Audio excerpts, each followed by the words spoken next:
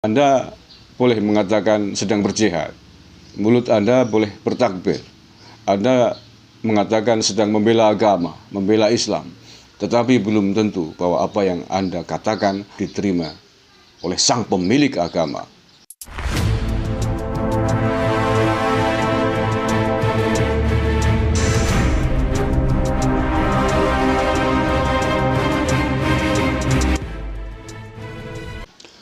Assalamualaikum warahmatullahi wabarakatuh.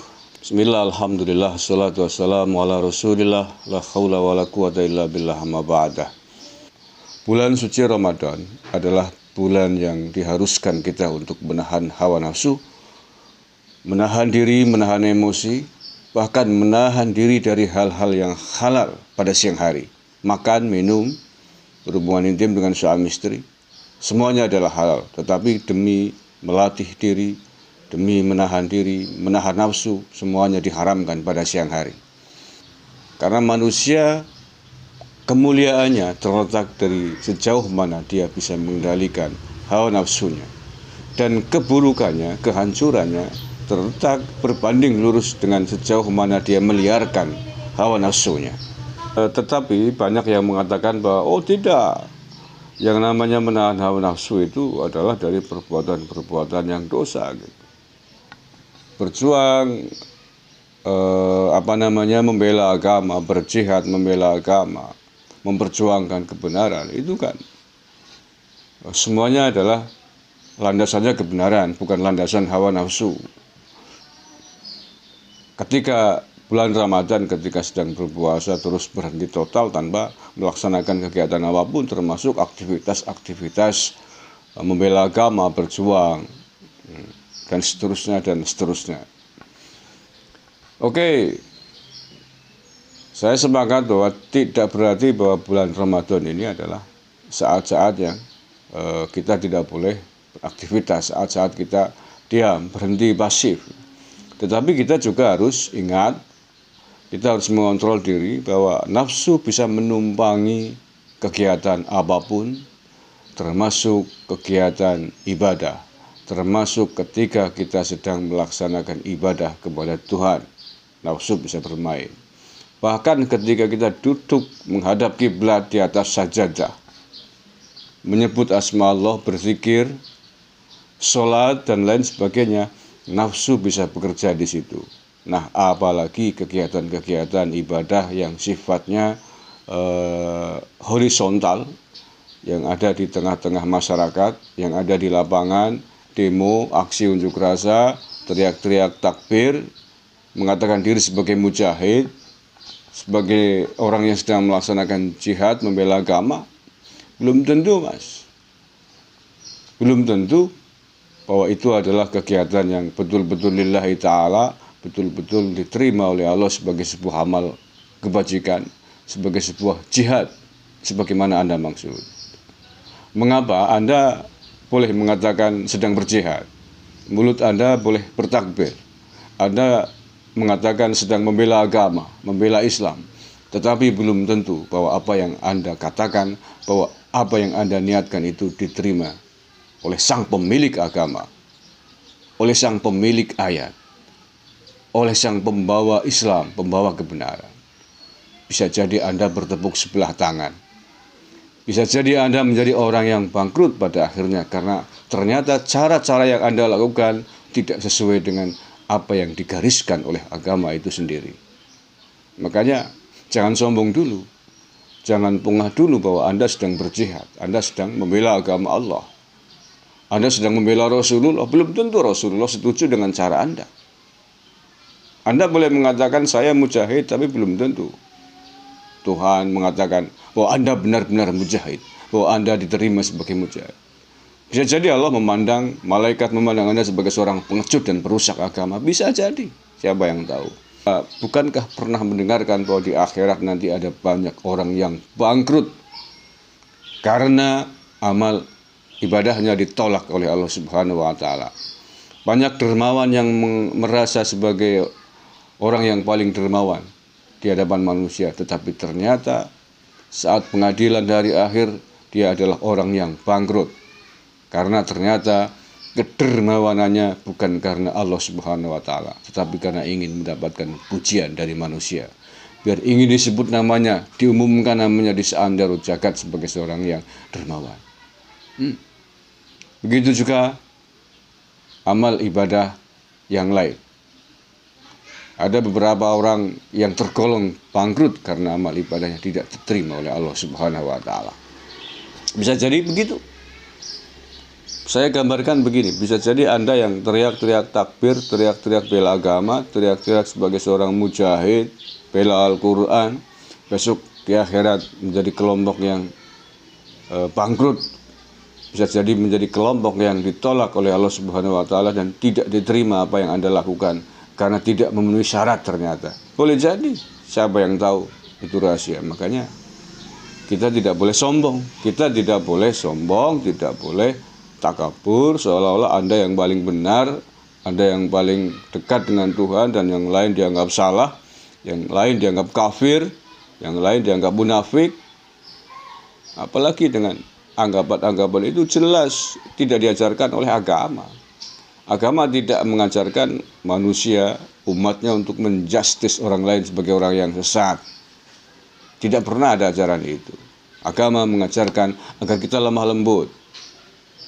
Islam mengajarkan agar kita pemaaf. Islam mengajarkan agar kita itu husnudon, berprasangka baik.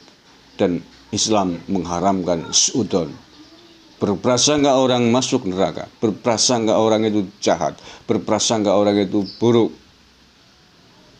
Itu haram hukumnya, namanya suudon, berprasangka buruk atau negatif thinking kepada orang lain.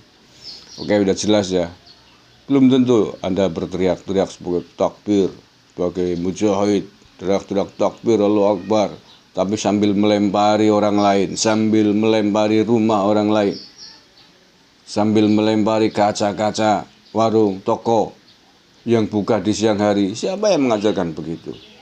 Islam tidak mengajarkan cara-cara pemaksaan seperti itu. Enggak, Mas. La ikraha fiddin, tidak ada paksaan di dalam agama. Itu jelas.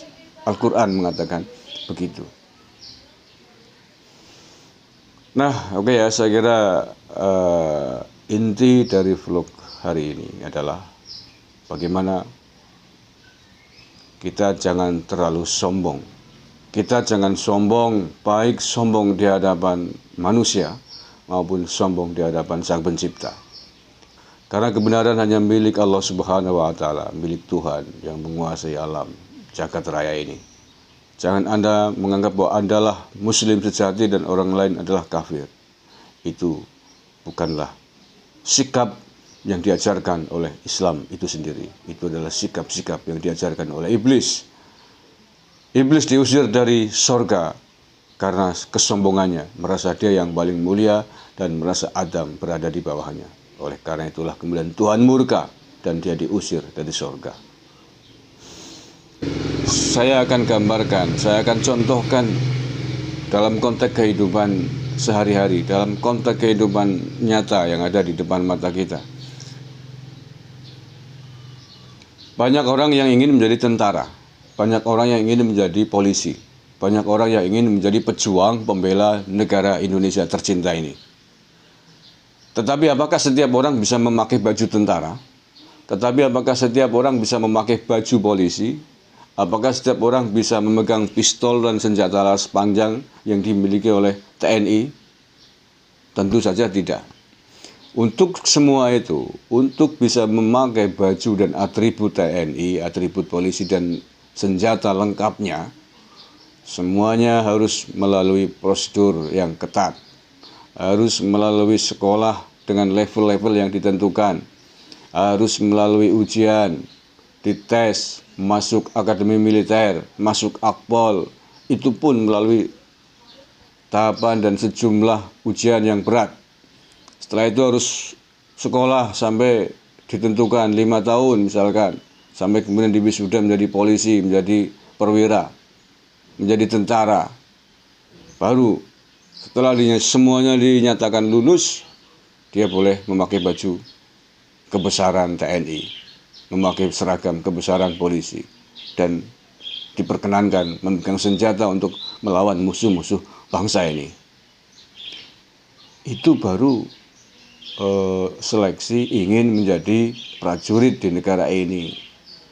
Apalagi menjadi prajuritnya malaikat, apalagi menjadi prajuritnya Tuhan, menjadi tentaranya Tuhan. Tentu juga harus melalui seleksi, tidak asal-asalan. Tidak hanya asal memakai baju jubah, baju koko, tidak hanya asal memakai sorban dan mengingut jenggot panjang, tidak cukup hanya dengan demikian. Hanya berbekal daster panjang, sorban tebal, jenggot panjang, kepala pakai kopiah yang tingginya 1 meter, tiba-tiba berteriak takbir, tiba-tiba mengatakan saya yang paling Islam. Gak bisa, Mas. Apalagi ini agama urusannya bukan hanya di dunia, tetapi di dunia dan di akhirat.